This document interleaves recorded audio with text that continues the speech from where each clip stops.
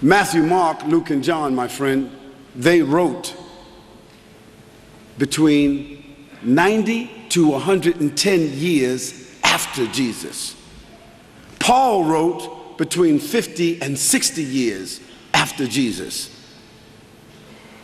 So now, in order for them to have been disciples when they wrote, and Jesus was already 33 at that time, they would have had to have been 123 or 143. Matthew, Mark, Luke, and John, they were not disciples. Secondly, I ask you, Matthew who? Mark who? Luke who? John who? How could four people that wrote separately, all of them forgot to write their last names?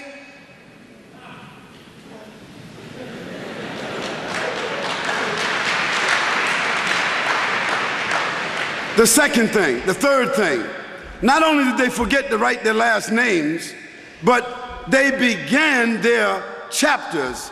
Although they wrote separately from each other, they all started out the same. They all said, according to, according to, according to, according to. Now, what's your name, sir? Huh? Another Paul. Paul. If you wrote me a letter or wrote your wife a letter, would you write according to Paul? No, you wouldn't.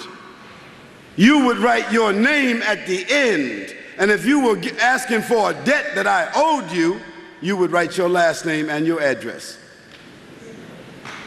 The gospel writers, the alleged gospel writers, they didn't write a name.